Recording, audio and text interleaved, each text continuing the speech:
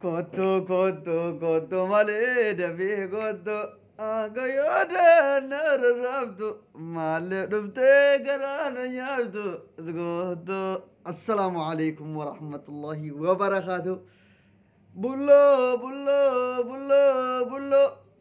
kiyya bullo yaa bullo kiyya bullo yaa bullo kiyya bullo kiyya bullo yaa bullo kiyya bullo. Bullo kiyya bullo yaa bullo kiyya bullo. Ati narraa fagaachuun qabdu. Ati narraa fagaachuun qabdu. Ati dhiigaan sararamte. Amma biyya taatee qanii ati dhuunfaatti uffatamtu dhufaa jechuudha. Hayyicha sanyii goodaa yoo tuqan loleessa qolachuu beeku maatottu qanii tola nurraa eegue.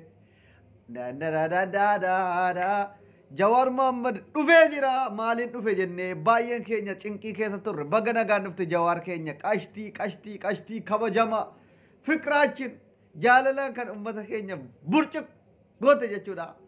Tokkicha qixxee kuma Jawar Muhammad baga nagaan dhufte nu sessimannaa harka keenya moone nanananani. Jawar Muhammad akkamitti dhufe jettanii eeguun keessan hin oolu baga eegdanii dhufee jira garuu akkamitti dhufe yoo jettan goma nu eegneen dhufe maal bar waa xiinxaluu kana Jawaaritti hin bahe jechuudha. Meegite tokko Abdusee dhumaafu kibir gabbaal tasa waa xiinxaluu jammarte Abdusee dhiisi sammuu kee jabaa kanaan yoo kaate Itoophiyaa bulte biyyattii kana akka ajaa'ibaatti takkatu akka Chaayinaa goota akka Jawaar Muhammad kana fixnatiin tasa waan xiinxaliin jedhe guyyaa lama dura maalin jedhe gaafa Jawaar boo maaliif calliseettanii gaafate gochitan Jawaar Muhammad gadda Abdul Jabbaarii fi gadda Hacaaluu Hundeessaa ammalleen fixanne gadda jiraarra jiru sanaaf callise malee Jawaar Muhammad Oromootti wanti inni mufate jiru. Jawaar Muhammad rakkoo Oromoon keessa ture rakkoo Oromoon akka inni afaan qawweetiin ukkaanfamee akka inni jaraaf sagaleen taane godhamaa ture hin beeka. Gadda Hacaaluutiif gadda Abdul Jabbaartu isa callisiise gadda fixachuuf jedhee callisee jira. Har'a suuraa goofaree isaatiin suuraa karrayyuutiin jechuudha suuraa Baacaaluutiif Abdul Jabbaar Baqqalee Garbaatiin ofirratti uffatanii jechuudha feesbuukiin miila tokkoon hundisii jechuudha kan akka Biraanuu Naggaa kan akka Taammaan Bayyanee innis gadillat ይሄ ሰውዬ ኪንግ ነው ምን አይነት ሰው ነው ኦ ማይ ጋድ jedhanii afaan banaa jiru namni kun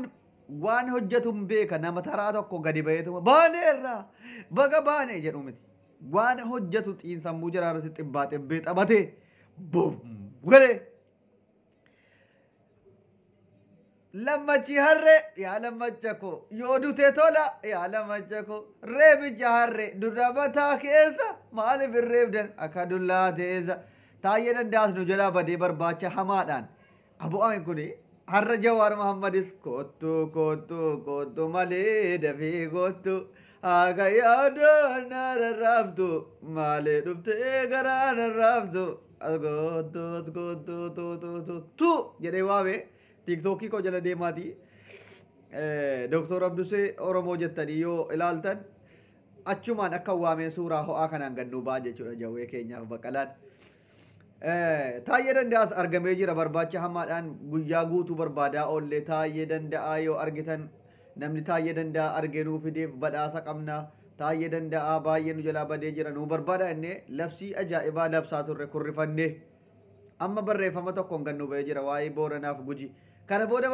barreeffamni jira taayyeedhaan wanti dhaqee barreeffama jedhee ilaaluu yoo jiru tukuratiitti kennee maaliif gaafa iddee namni hin jirre taayyee danda'a xaxinoo faxaarii turte yeroo jara Jawaar nurratti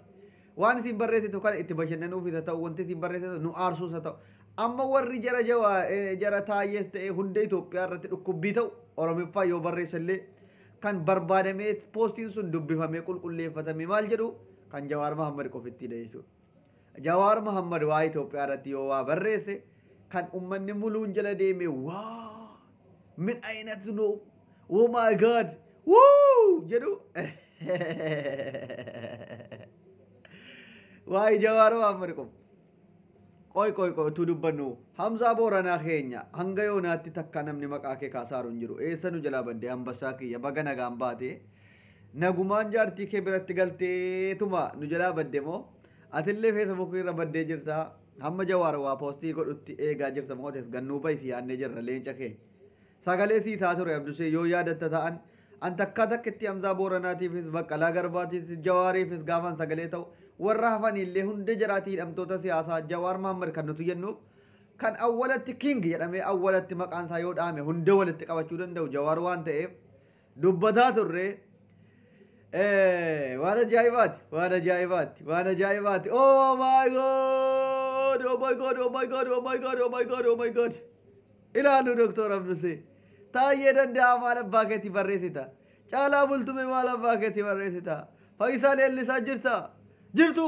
jirraa jedhaa turte faayisaa leellisaa taamman bayyaneetii wajjiniin allaachuu allen Itoophiyaa ወደፊት ጁንታ ወደኋላ warri jedhaa ture jawaar ወደኋላ አብይ ወደ ማሊ ጀዋር ወደኋላ አብይ ወደፊት የቻወር ተረን አራው ጀዋር ወደፊት አብይ ወደኋላ አላችሁ ወይ እንጀደስ ዲፈም ጅረታ ማመየነ ብራ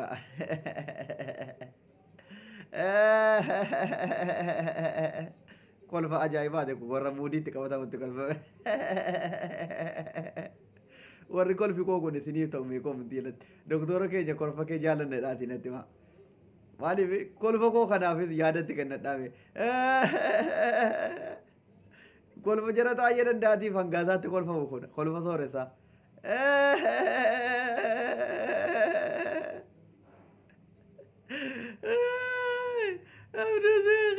abdusee atin taatu beenu beenu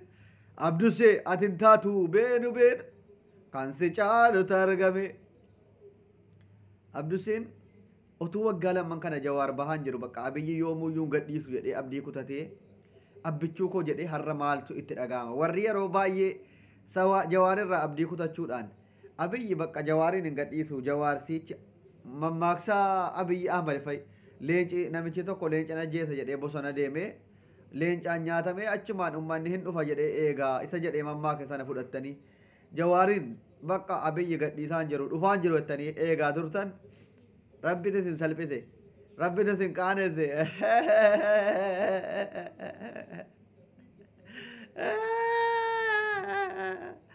أجايب ربيت أجايب ربيت أجايب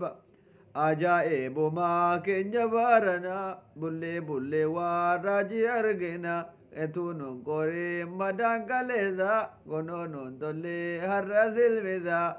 na nana abu malu laiki kana malim natti robsitan sen kone ala nakana te sinif tabandu laiki natti robsa galatoma sinjalanna